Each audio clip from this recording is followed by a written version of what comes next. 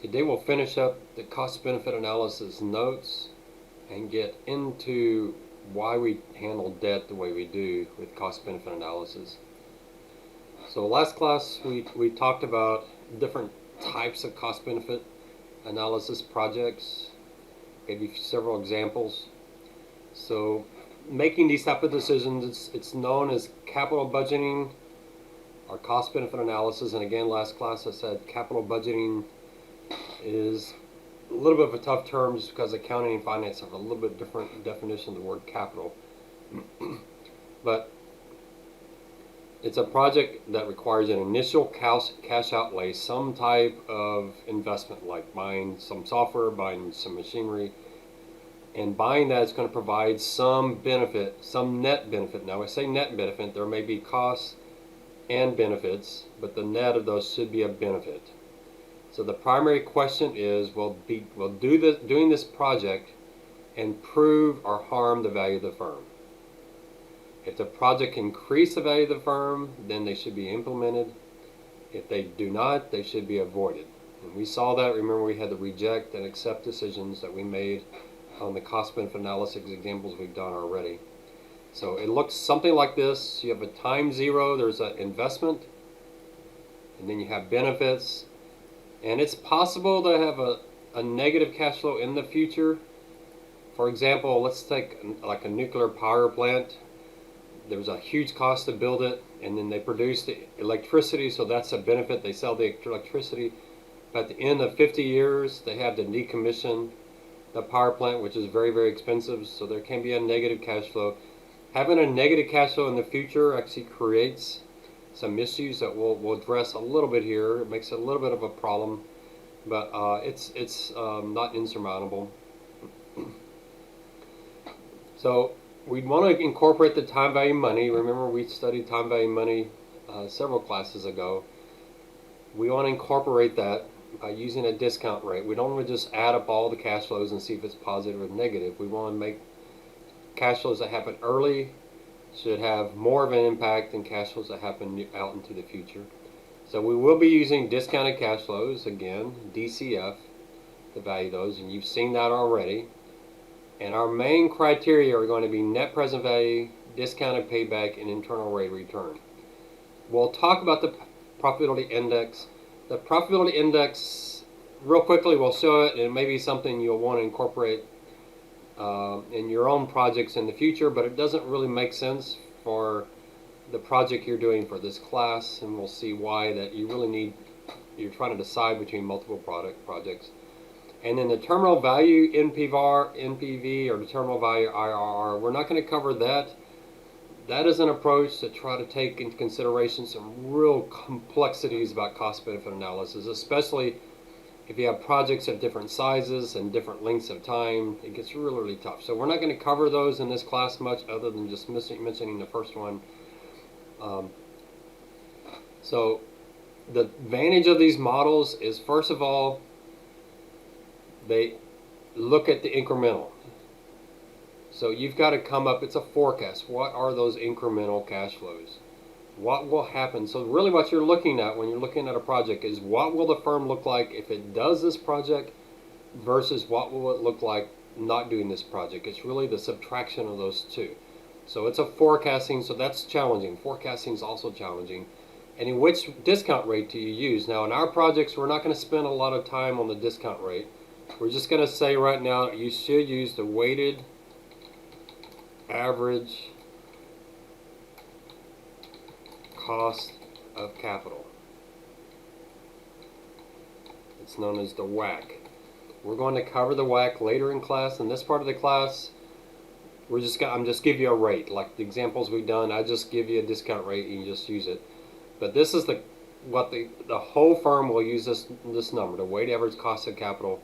So the WACC. So we're just assuming we have that number, and for your projects, as I think I've already talked about before, just pick a number. We'll talk about it when I talk to your teams. Just pick a number, maybe 5%. These cash flows and these discount rates should both be adjusted for taxes. But one of the simple things we're going to do, simplifying assumptions we're going to make, is that everything's before tax. We don't have to worry about taxes. In real life, you have to spend quite a bit of time making sure you have the taxes set up correctly, because there are some projects, especially in real estate, where the tax benefits is a huge part of the project, and you want to make sure you capture those correctly. So with assume we've got these two, your team will have to spend quite a bit of time on number one. That's actually the bulk of the work for the project, because you've already built a model to do the net present value, the IRR, discounted payback. You already have that built. What you don't have are the cash flows that go into that model, so you can calculate it. So let's talk about the typical process. This is one you probably find in many textbooks. There's a few items that I emphasize more than maybe others. When I was at UTSA, I remember someone came to my desk wanting some help on a project, a cost-benefit analysis project. So with his CBA, I wasn't really responsible for CBAs. I had no responsibility in my job description. I was really in an investment job dealing with stocks and bonds and pension plans and 401k plans. But he came to my desk. I had a pretty good reputation for being a stickler for accuracy in finance, that we do things the right way. So he knew if he could get me to sign off on his project, he'd have some pretty powerful support. So he brought me his project. I looked at it, and everything was set up correctly. All of his math was correct. Everything looked good. But the one thing I noticed was his volumes. The volumes he was assuming, the monthly volumes he was assuming, were greater than the annual volumes UTSA had ever experienced. So I asked them, how did you get these volumes? That's in a pretty aggressive forecast. Why do you think UTSA is suddenly going to get all these really high volumes that they've never seen before? And his answer was, that was the volume I needed to get my net present value to be positive. Well, that raises all kind of red flags with me. Is like, well, wait a minute. Who's signing off on these assumptions? Where's the rigor? So I told him, everything's set up correctly, but there's no way I could sign off on your project, because I don't believe your assumptions. They're not credible. And then I had another project come to me, so I was starting to get this reputation. So I had this other project come to me, and it was a project to outsource some of our publishing processes. And they showed me all their assumptions, and everything was set up correctly. It looked like, they knew how to do net present value. They had everything set up correctly. And then they showed me the savings where they were going to be eliminating some jobs. And jobs they were eliminating were essentially high school graduates. They weren't college graduate jobs. And this was several years ago, so I'll try to do it in today's dollars. So they essentially said, we're going to save salaries on these people. We're going to save $150,000 a year in salaries on these people. And I thought, who are you paying high school? Why are you paying high school graduates $150,000? Well, that wasn't what they were paying them. They were paying them much less than that, maybe $40,000, $50,000. But when you added in all the overhead and the allocations and all this other costs on top of it, it got up to be a really large number. All these costs that would not go away. So if they actually outsourced this particular function, they would eliminate those jobs, but only about $50,000, $60,000 would actually go away. The other $90,000 they were assuming would just be allocated to someone else. And so as I saw these two projects come up, it just concerned me that we had a problem when it comes to cost-benefit analysis. Who is doing the rigorous review of these projects? The projects were set up correctly. They had the right math, but the assumptions were terrible. And so I actually put myself into this process at UTSA to do cost-benefit analysis. I got my boss's approval, even though it's going to mean a lot of overtime for me. And one of the first things I did was develop what should the process be that we follow. And I did that for several months, and then finally the accounting people took over. They had some issues with my financials view of it. They wanted an accounting view of it, and so we had some debates there.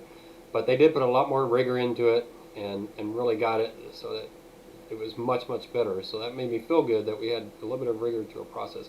But this is the process I was proposing. The first thing you need to do is have what are your opportunities? What are those projects that you could do? So you need to be able to identify projects. Each firm does this differently. I encourage employees to come forward with project ideas. Now, a lot of companies have what we call a Six Sigma. I think they still call it that. Last time I checked with some mid-level management, they said they still did Six Sigma.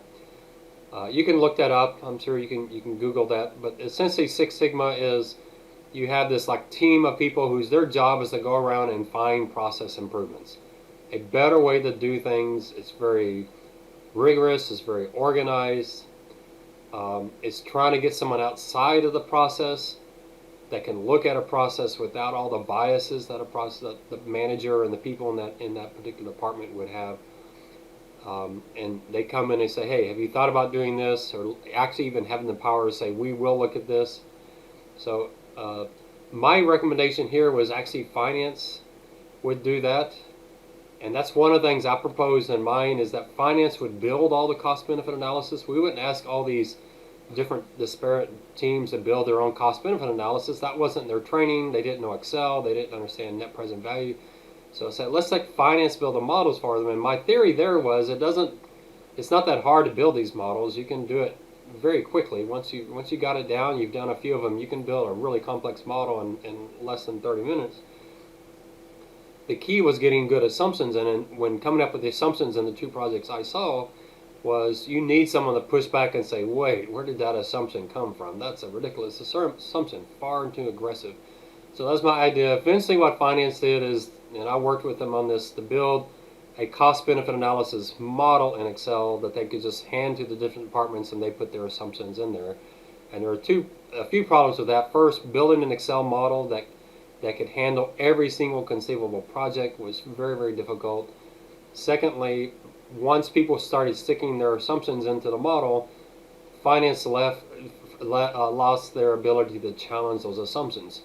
And I actually thought that was the strength of my processes. And there was one project I had where they said the key benefit to their project was employee morale. That employees were really upset about a particular website that USAA had, internal website. And so I said, okay, your key assumption is employee morale. How are we going to measure that? How are we going to see if we were actually successful? And so I was able to push back on them on that. And we'll talk about this a little bit later down here, but just here what I said to them is, how do you know what the morale is right now? What's our baseline? Have you done any surveys of employees that use the system? Something that we can put as a baseline, and then once we execute the project, we can go back and see, hey, did we actually improve their morale? Did what we want to do improve? I'll talk a little bit more about that when we get under the evaluation. But that was my process. Get finance involved in here so they can challenge those assumptions. Now, where I worked, they had this thing called Aim High, Simplify. It was their project creation process. And people would get gift cards to the company store if they propose ideas. And I was on one of the teams. I was one of the reviewers of these ideas. So anything having to do with treasury or finance would come to me. And oh, we got some horrible ideas. And it's not that I think these employees weren't smart or didn't have good ideas. It's that they were getting incentivized to create ideas, and they got a gift card to the company store whether their idea was good or horrible. And they would just throw them in. They would just throw out. One guy had an idea that instead of sending checks out, we could just fax money. Not checks, but actually fax U.S. currencies, which would obviously be illegal. You probably don't know what a fax machine is, but we used to have these things called fax machines versus the internet, and that we would just somehow fax the money. He knew that was a bad idea, but he did it because he gets the free gift card. And I had to write a memo back to him saying, thank you for your wonderful idea, but it's not plausible. You know, it was an incredibly bad way to do it, because it incentivized people just to throw out really bad ideas. But somehow ideas are getting forward that can be evaluated, and then you want to evaluate them. And this is what you're doing in your project. And the first part is forecasting, no question. What all those relevant incremental cash flows? What's the cost of the project? And you want to do this early on. You want to have some kind of a process that you do at least a back of the envelope estimates. So that if it's a bad idea, you can eliminate it early. So some way, some process that you can say, high level, what are you thinking? What are your benefits? What are your costs? Let's make sure we have those, and let's do a high level review. And if this project just does not make sense, we can not waste time working on it. And then what I just talked about is a baseline. before you move forward on this project, so let's say you got a project and it makes sense, we want to cut our error rates 10%. So maybe you're in a finance function and they're doing some type of process, maybe checks that they're creating or something, they want to reduce their error rate. Well, if the goal of the project is to reduce an error rate, increase employee morale, increase customer satisfaction, then make sure there's a baseline for that. Make sure you have some surveys or you collect data. So if you're trying to reduce your error rate by 10%, then the obvious question is, what's your current error rate? Say, oh no, I don't know. I think it's somewhere between 10 and 20 a month. And you say, okay, well, before we do this project, we're going to set aside 3 months where we collect that data, and then we can do your project. So don't tell me that you think it's going to reduce something 10% where you don't even know what that one thing is. So I had a few projects like that. It was like, let's get the baseline first so that we can assess after the fact whether the project actually accomplished what we wanted it to. The other thing you want to do with the project is control the contracting process. And boy, I saw this.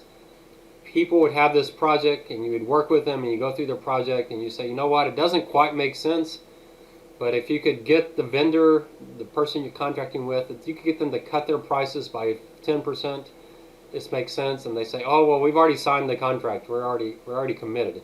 It's like, well, why are you doing the cost-benefit analysis? If you've already committed, you know you're going to do it. Why would you do a cost-benefit? We're wasting time. And I had some of those where people had already made the decision they were going to do the project, but the official process at UTSA is you had to do a cost-benefit analysis, and they were just doing it.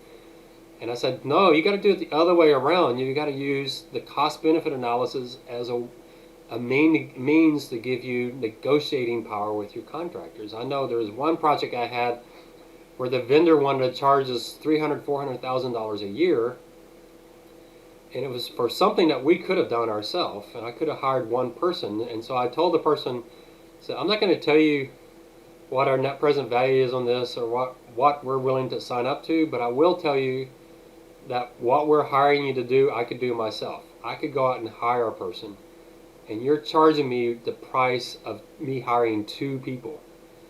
And so there's no way I'm going to pay you the price to hire 2 people.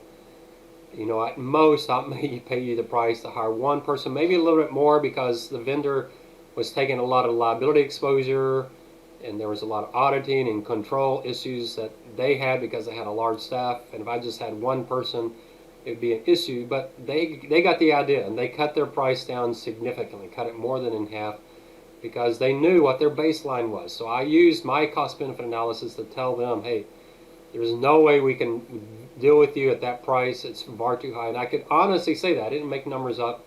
I actually told them, you can guess what it cost me to hire someone in San Antonio to do that job. And if you're charging me significantly more than that, it doesn't make sense. So don't sign your contracts. Let the cost-benefit analysis give you numbers that you can try to negotiate down on the contract. And then intangibles. You're going to have to talk about intangibles in your project. Intangibles are those benefits and costs that you're not really sure how to put a dollar on, like customer satisfaction, like employee morale, those type of things, those intangibles. And try to put something down. Now, you may find some intangibles that you can put a value on. So a good example is your time.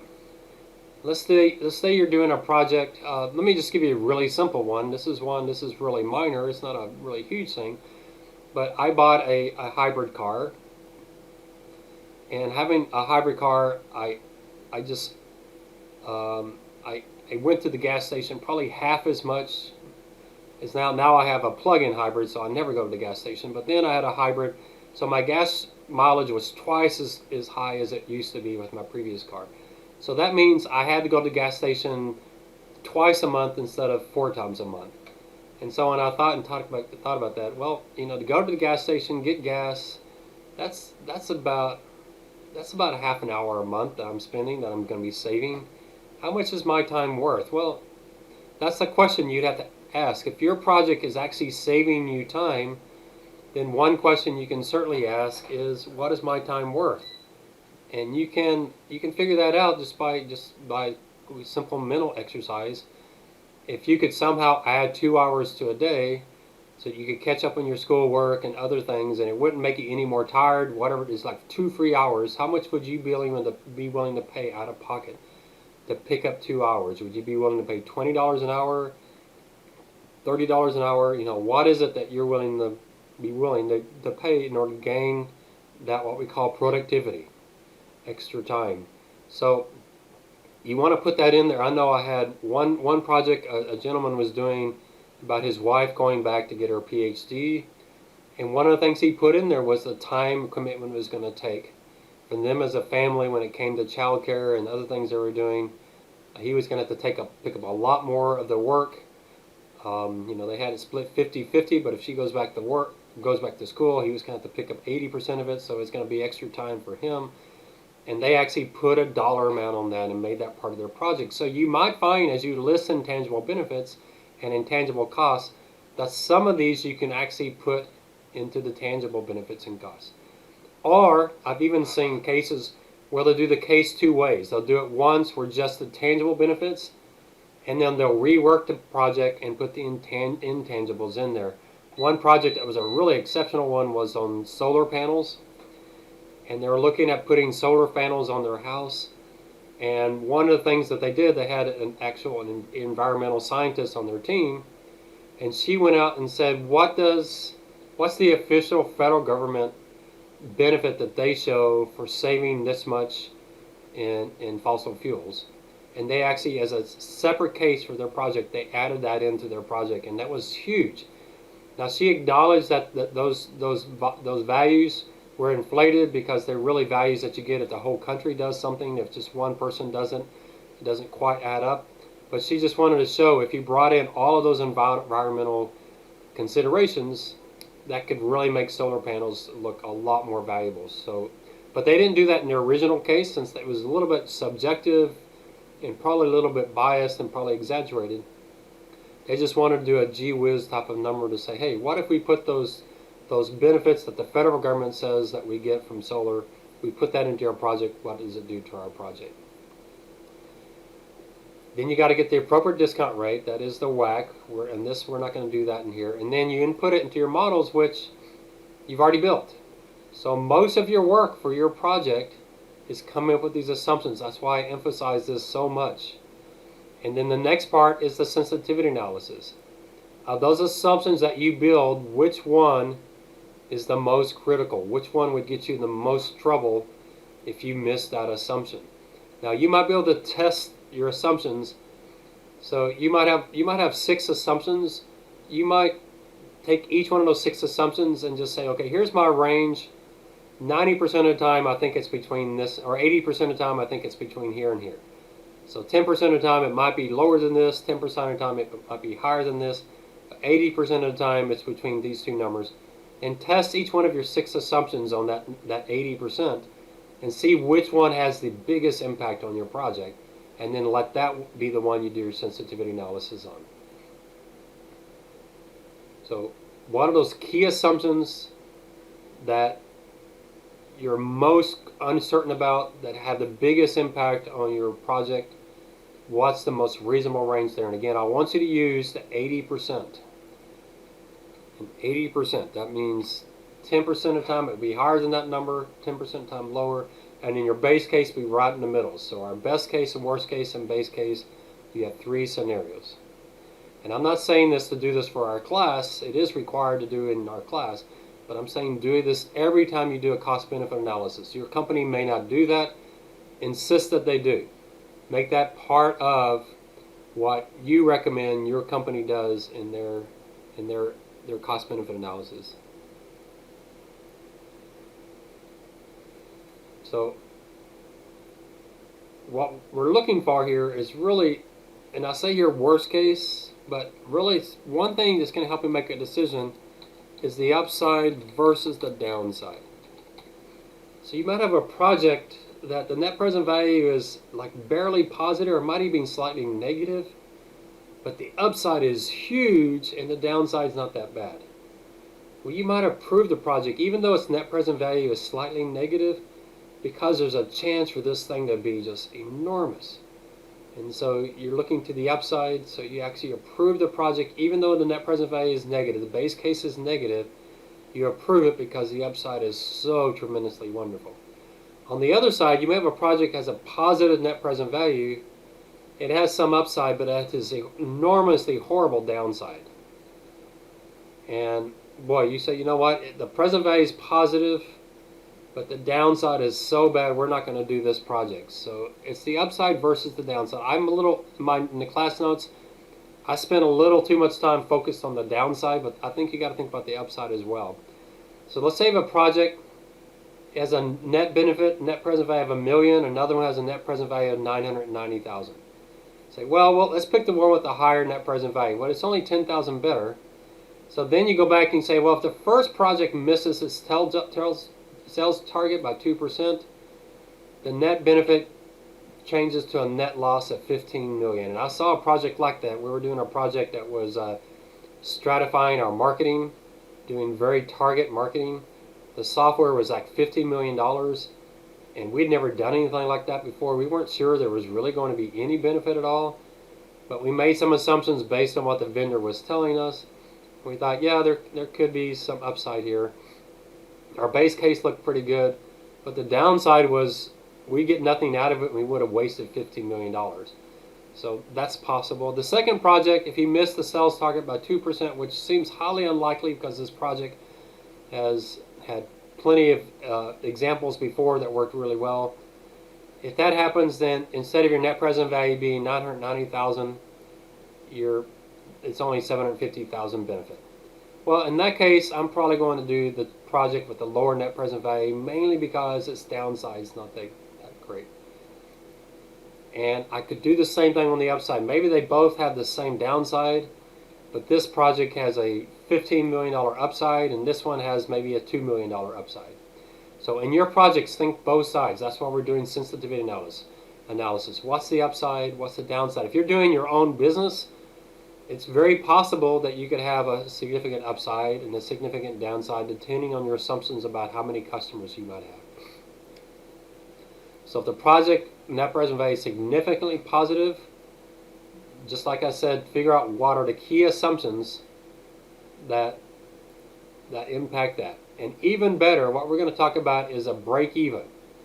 What would that assumption have to be so that the project's net present value is zero? So this is one other requirement. So in your projects, you're going to do a base case, a best case, a worst case, and a break-even case. And I'm going to work with your teams on which assumptions you might change. You probably will have some ideas, but I'll try to help you with that. And you might even do multiple assumptions, and I'll show you how to do that so it doesn't become, 50 scenarios. And I'm going to show you how to do this using GoalSeek in Excel. You could use Solver. Solver doesn't really apply to what we're doing in this class, but GoalSeek works. If you haven't used GoalSeek before, I showed it to you earlier in the class, but GoalSeek's really powerful for these break-evens. Essentially, you tell GoalSeek, change this assumption until my net present value exactly equals zero. So it's a powerful, powerful tool. I like the break-even. I've done break-even before. I remember one project, it was with this is back when IBM did hardware. And we were on this project of, do we buy our personal computers, our PCs, or do we lease them from IBM? And so the way IBM set up the deal for us to lease from them, what I could do is calculate the break-even resale value of the PCs 5 years from now, or I don't know how long we held our PCs, 3 years, 5 years. But I calculated the resale value so that we were indifferent between buying the PCs or leasing from IBM. And IBM had actually rigged the analysis to really make the leasing the better deal. And so I'll go back to the technology people and say, hey, we got to be able to resell these used PCs for at least $1,000, or if we can't, we might as well just lease from IBM. And the tech people said, no, there's no way we can sell. We usually just give them away. We give them away to schools and things like that. We don't actually resell them. Now that's a negative that we don't have PCs to give away now, but IBM would have them. Maybe they would do the same thing. But IBM actually sweetened the deal so that we would lease from them. That way IBM would get control over those used PCs and they wouldn't be flooded on the market. So, and now essentially we're hurting those schools, and they would have to buy brand new PCs now. But that was the project, and by doing that break even, the project sponsor, I could go to the project sponsor and say, what do you think you could sell a PC for 3 years later, when you buy a new one? They really didn't know. I said, boy, I don't know, maybe $500, maybe $300, I don't know. But going to them and saying the break even is $1,000, boy, without even thinking, they go, no, there's no way we can get that. So the break even is a very powerful tool. It gives you a number that you can talk to the business owner, and it's a number that if they hear it, they go, oh, you know what, there's no way we'll be better than that, there's no way we'll be worse than that, whichever way, yeah, this project makes a lot of sense.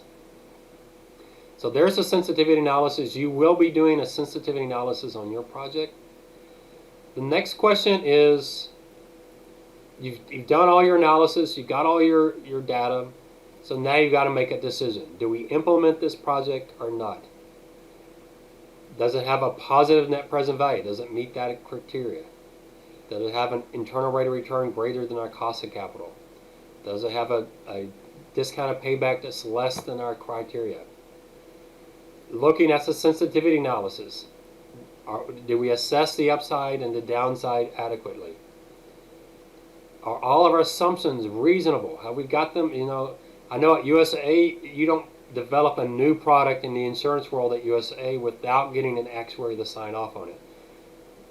Insurance products are very complicated. You need an actuarial science, someone with actuarial science degree and the exams. They need to look at this product. I developed a couple of products while I was at USAA, and I always went to the actuaries to get their input. I usually started with the actuaries because they could just very, very quickly understand the entire product. So, in fact, there was one product I actually have my name with a patent on it. It's a product I thought was a horrible product, but I was being pushed by the CEO to develop it. So we developed it, but the actuaries were heavily, heavily involved in that whole process. So make sure that the expert has signed off on it.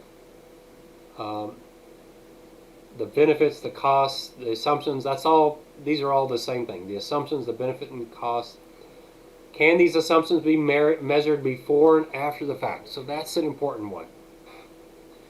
If you're saying this like I said before, if this project kind of reduced my error rates, then let's set up a process that we're actually measuring error rates, that we know what they are, so that we know after the project is implemented whether we've been successful or not. So I actually make that part of my criteria. If someone comes in to approve a project and they say, here's the benefit, and say, what's the current number? Oh, we don't know what the current number is. Well, I tell you what, I'm not approving this project until you have that baseline. So if you can say yes to all of this and feel comfortable, then yeah, that's a good project. Now, does that mean you do it? Well, it depends. And this is the part we're not going to spend much time on, not because we don't have time or it's too complicated. It's really that no one has figured this out.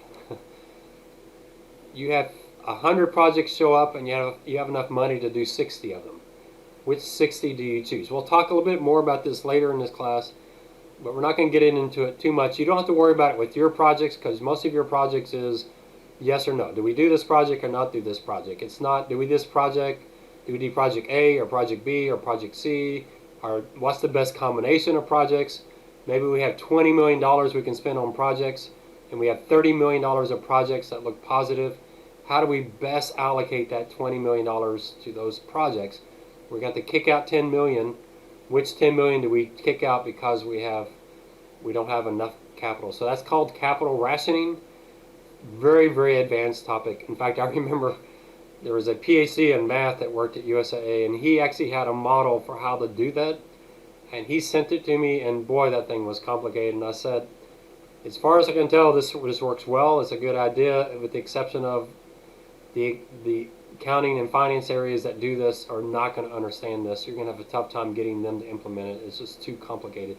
And it is. It's just extremely complicated. And most firms are very sloppy on that.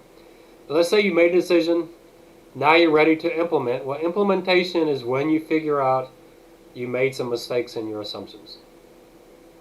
It's just the way things happen. You had your assumptions. You assumed you're going to be eliminating. Well, think about our check handling process. You assume you can convert 70%, and now you're 1 year in, you've only converted 40%. You remember your break even was 50%. So here's where you figure out if you made a mistake. Now sometimes, let's take the contracting side. Let's say you assume your contract, you could get the contract for $500,000. And now you get the implementation, you finalize the contract, and they're going to charge you $800,000, and they're not negotiating. Well, now you can step back, go back, redo, and essentially go back and redo these other steps, go back through the decision process, and then if it makes sense, then you can do it. So that's the advantage of a project, which the biggest uncertainty is that initial cost. There you can just stop and say, hey, wait, this costs a lot more, we can go back. So this is real important. Make sure you're paying attention on this part. When you get to the sensitivity analysis, one thing I do not like you to do the sensitivity analysis on is your initial cost. And the reason I don't is if you don't know your initial cost, when you go into implementation, you're going to find that out, and it's real easy to stop the project right there and just say, wait a minute, we have new information, we're going to stop. What I want you to do sensitivity analysis on is the stuff in the future. So you've invested the money up front, you're now committed, and now you're finding out whether or not you're getting those savings you thought you were going to get. So like with the cash handling project, if you're uncertain about how much the software was going to cost, figure that out up front, negotiate with the technology people, get that all decided. If it's more or less than what you expected, redo your analysis. But if your uncertainty is what percentage you're going to convert to electronic, in that case, you're not going to know that until you get several months into the project. So that's where implementation, you're going through the project, that's when you find out that, wow, I'm a really bad forecaster.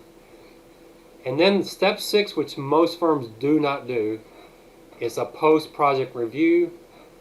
You have these baselines that have been established, and you have some process that actually goes back and says, hey, did we actually achieve the benefits we thought we were going to get? Now the cash handling project I gave you in part of your Excel applications, that one was pretty easy to go back and see, did we accomplish what we wanted to?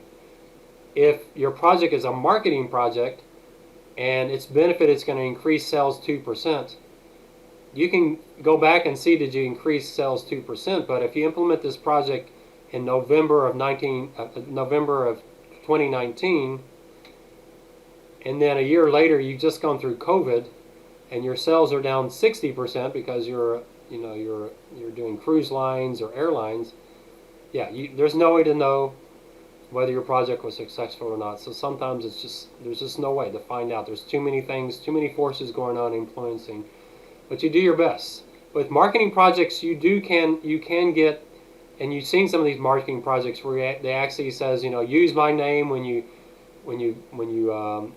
apply for that discount. That way you can tell how much of our process that we're selling, how much is it going through that TV show or that commercial. Use this number when you call in or whatever. You try your best to try to calculate how much was achieved because of this particular campaign.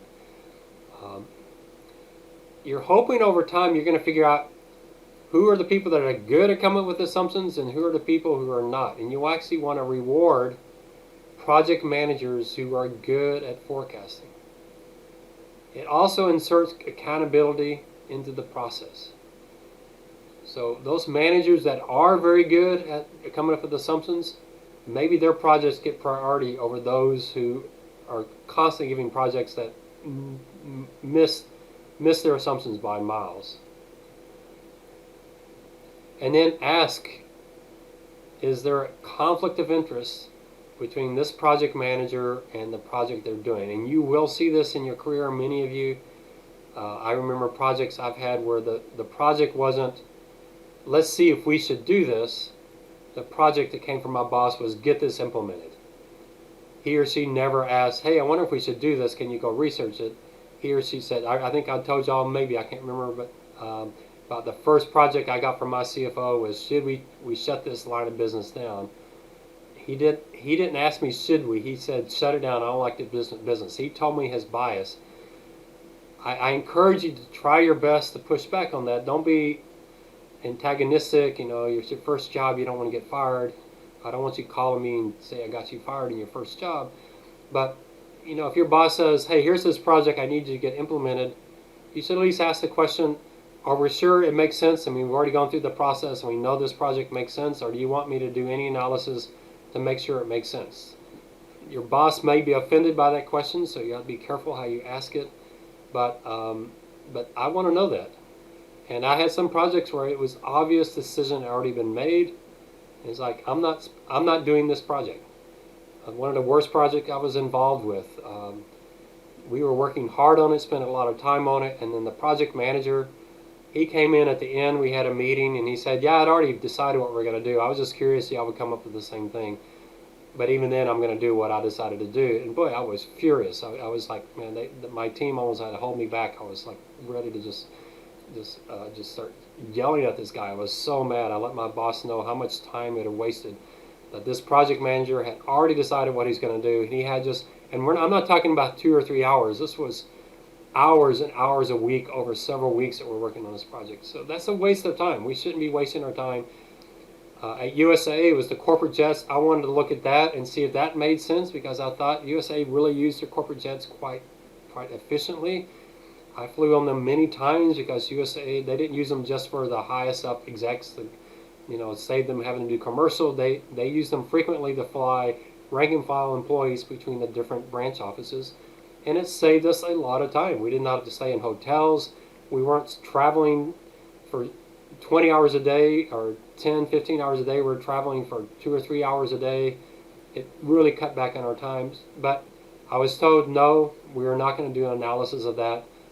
The senior management wants 2 corporate jets, and they're going to do it no matter what the analysis says. And so I said, that's fine. Let's not waste our time.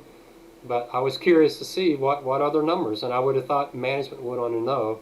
Even though it is expected, it had a negative net present value, and that the biggest benefit was employee morale, the amount of time you were saving your employees.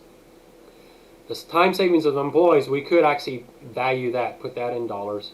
But the employee morale, the time they were away from their families, the stress of traveling, not being as productive, all that, those are hard things to measure. I think that could have justified the corporate jet. So many break-even budgeting, capital budgeting decisions, they're placed in different categories. There's some that are required. You just have to do them. The regulators require them. Cost-saving projects, customer service project, expansion projects, and diversification projects. So the required one, you have a regulator, a new law is passed. There's some kind of legal mandate that you have to do as a firm. Maybe the OSHA, the Employee Safety and Health Administration, maybe they have some requirements you have to do. Some people say, well, there's no positive cost benefit, there's no positive net present value here, but if you don't do it and your firm gets shut down, then yeah, it's a huge net present value. Others might say, you know what, it's the net present value is negative. We're better off just paying the fines. If we get caught, we'll pay the fines. That's cheaper. That can really be a disaster to do. The Ford Pinto was an extremely famous case of this. Ford had a car called the Pinto that had an exploding gas tank. Ford knew about it, but they decided with the help of their lawyers not to fix it, not to do a recall, thinking that the number of people who would die by that would be so low and that they could pay those lawsuits. That would be a lot cheaper than fixing all those cars. And that hit the press, and boy, it ended up costing Ford a whole lot more, especially in terms of bad press and bad name, than if they just fixed the exploding gas tank. But so those required legal type of things, it is possible to do analysis. You might find that there's 3 ways to execute this new legal mandate. One's really cheap, but it doesn't get any benefit. One's really expensive, but there's other benefits. So a good example of that was Y2K, which you may never heard of. But Y2K is when we went from year 1999 to year 2000. There's a lot of concern that computer programs were just going to blow up because so many programs had a 2-digit year, not a 4-digit year.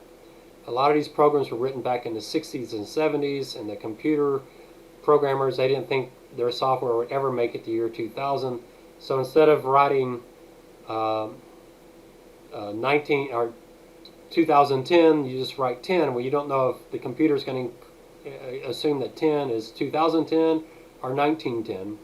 Well, you have to fix that. Well, how much money do you spend to fix that? Well, it was hundreds of millions of dollars for firms. It was an incredible investment. And Y2K ended up not being that big of a deal. So what was a waste of money? No. I know at USAA, that money they spent cleaning up those programs, they said, hey, given that we're in there to fix Y2K problems, we're going to fix a lot of other things. So they got tremendous benefit from that. It's stuff that they probably would not have done anyway, but they decided, let's spend extra money on it. Since we're doing this, we're already in there. For incremental time, a little incremental time, we can do a lot of value. So just because something's required doesn't mean you don't have choices. You do have choices. Cost-saving projects are usually the best. Those are the ones that are usually the most reliable, the ones that really do add value. Maybe replacing old equipment, maybe automating something. That's why, one of the projects we talked about is what's the cost-benefit analysis of McDonald's adding Kiosk. So when you go into McDonald's, rather than talking to someone at a register, a cash register, you instead put all your order on the kiosk. And what if drive-thrus did that? You had a kiosk, instead of having a staff person there at the register, you go through a kiosk. When you get to the front, you put your credit card in, and you do all of that while they're fixing your meal, and there's no one at all. Once they see that you paid for your meal with a credit card, they just hand you the bag, and it's all the people in the back, and they can eliminate 2 or 3 people at the registers. Wow, that would be great, and that's where things are going in the future. Now, if minimum wage pushes up to $15, you might see more of that. There may be firms that say, you know what, we're going to try to eliminate workers. Firms like H-E-B and Walmart, they spend a lot of money on doing inventories. There are now robotics that can go around the stores at nighttime when the stores are closed. You have this robot, maybe the robot costs you $10,000, but they'll work for no pay, just the electricity, and they'll go around the entire store and do inventory. And maybe instead of doing inventory once a month, you can start doing inventory every single night. And you know if you have loss and slippage or theft going on. And let's say if you do inventory every night and you discover that there's something expensive missing from the store, well, now you know it's missing from the store from yesterday. You can go back to your videos and see if you can catch a thief. So, there's multiple benefits here. Cost savings analysis tend to be some of the most powerful. Customer service ones, these tend to be a little more subjective. What if we add this new service? So think about airlines. They added the TVs, the monitors, and all the seats so you can watch movies. They started charging for the movies. I know now Delta, looking at Delta, they're giving you more and more of that stuff. United, Delta are giving more of those for free. What's the benefit of that? Well, if more people use your airlines, that's great. If they're willing to pay for that service, that's great. But if every airline does it and it's equal, then what have you gained? Will more people fly in total just because those movies are there? Maybe people with small children said, there's no way I'm flying unless I have that monitor. But most people have laptops now. So, you have to kind of think about that. So you might have a new service that's just, wow, this is great. Like drive-in. Drive-in was not all that common until back in the 70s and 80s. Credit cards. Use of credit cards at fast food was not all that common. You're the first to do it. You may pick up business, but then everybody else copies you. You don't get many years there. So customer service is tough. How many more customers will you gain? How fewer customers will you lose? You think about some of these online streaming services. They're spending a lot of money. Disney, Netflix, spending a lot of money on new production. That's extremely expensive, billions of dollars. But you think about Netflix, it's 2 things going on. They're trying to get new customers, and they're also trying to eliminate losing customers. They make it so easy to cancel your service that they lose a lot of customers. So if they can keep the new programming out there, that they don't lose customers and then they pick up new customers, that's that benefit. But boy, it's hard to measure. The last 2 are the major ones.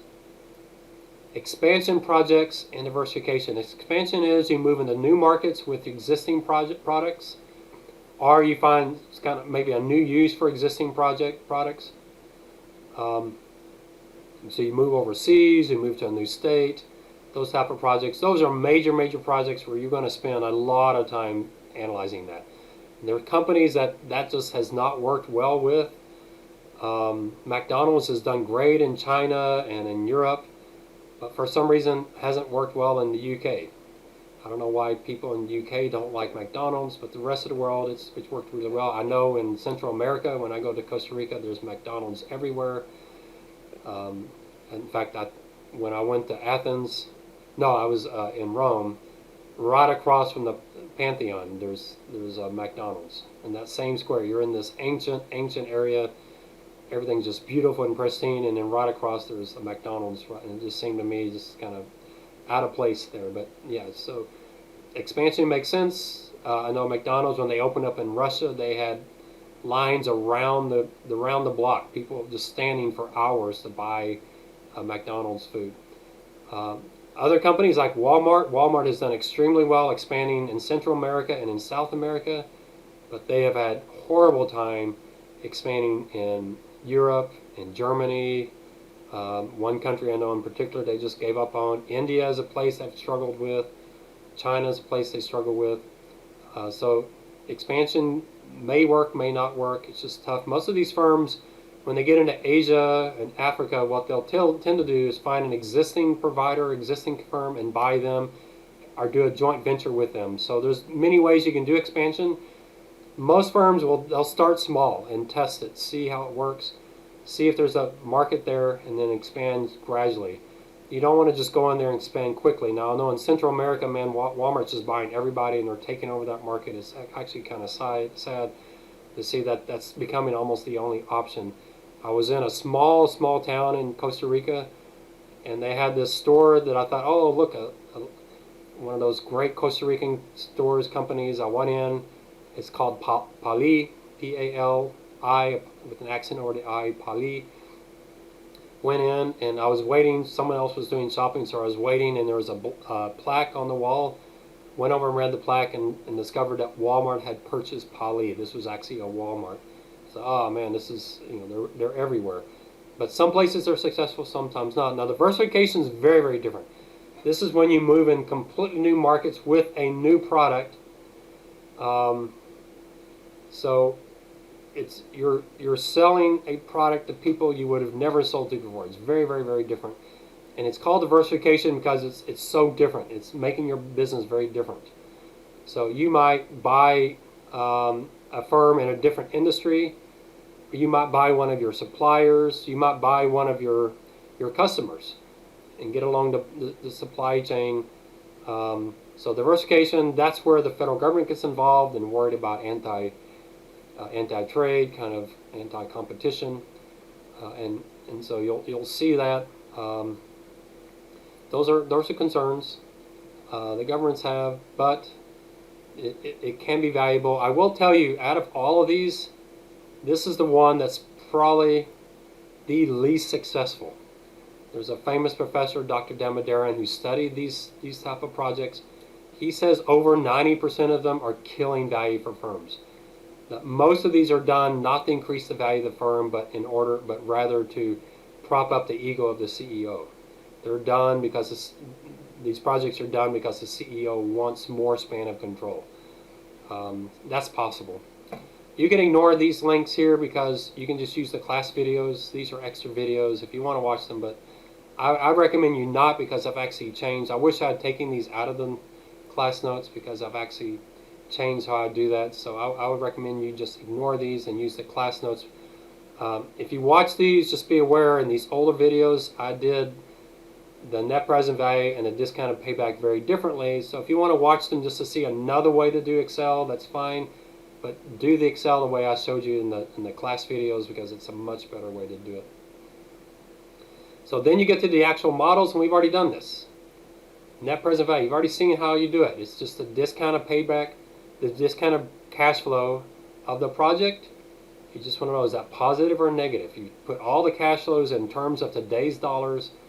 Are those future benefits in today's dollars minus today's cost? Is that a positive number or a negative number? If it's a positive number, you accept, you implement. If it's a negative number, it reduces the value of the firm, so you reject it. The Mpv rule is really good for value creation because, first of all, It considers alternative opportunities. That's what your discount rate is doing.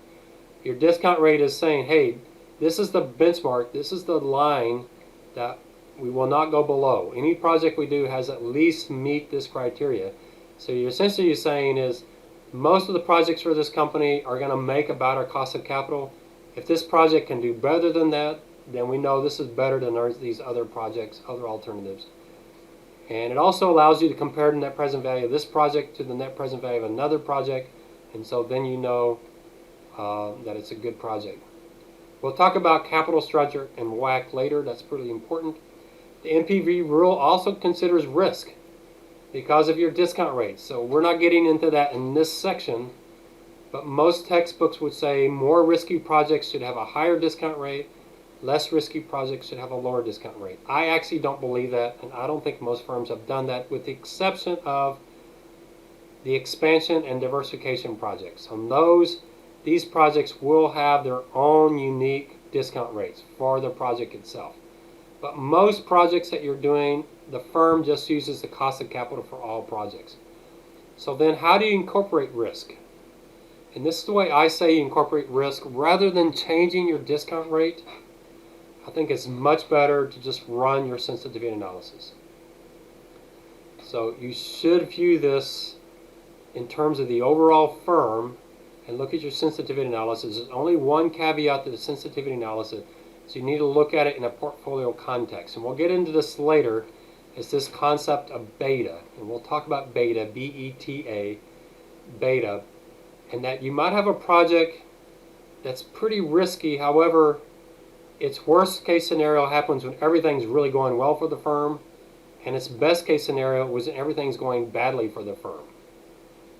Workers' comp types projects can be that kind of thing. Workers' comp is the most expensive during bad times, and it's the cheapest during good times, because during bad times people tend to fake an injury on the job so that they can go on workers' comp and not get laid off.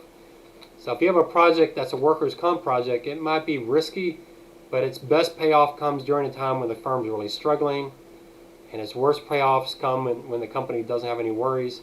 That might be a really good project to do. So that's that kind of advantage of the project is kind of offsetting the risk of the rest of the firm. It's kind of diversification, but in a much broader financial term.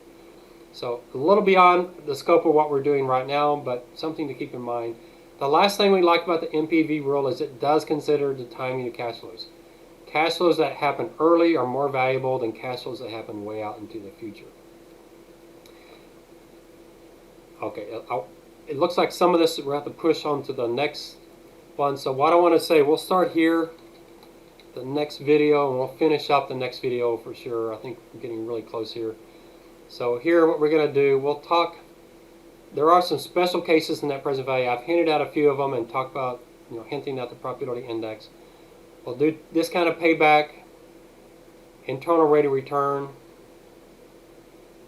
We'll do a little bit on forecasting, not intensely on forecasting. And we'll spend a little more time on forecasting later, and I'll give you a few examples. But the biggest thing I want to talk about, and we'll get into it next time, is this concept of why do we assume when you do a net present value project analysis, why do you assume whatever you're investing up front that you buy it all with cash? So if you're doing a project, do I buy an electronic car or a gas car? I know I'm not going to buy the car with cash. I know I'm going to buy it by borrowing some of the money or most of the money. Why do we still do the net present value, assuming we do it all with cash? Is that to keep it simple, where it does simplify the analysis, but that's not the reason. We do it because it's theoretically a better way to do it. And I'm going to actually try to prove that to you with some analysis next class. So we'll stop there. You've got a good baseline now to really get into your projects. Hopefully now at this part of the class, we're past paper 1, or project 1, we're past exam 1. Your team can really sink into your project. And I'm hoping you're setting up Zooms with me to talk to me, to go through your project, helping you with on the assumptions. Because all you have the rest of the semester is this project, your finance applications in Excel, and then the final exam. So you don't have to worry about the final exam for quite some time. So let this sink in. This is probably one of the most important things you're learning in this class, because you'll definitely be seeing this sometime in your career.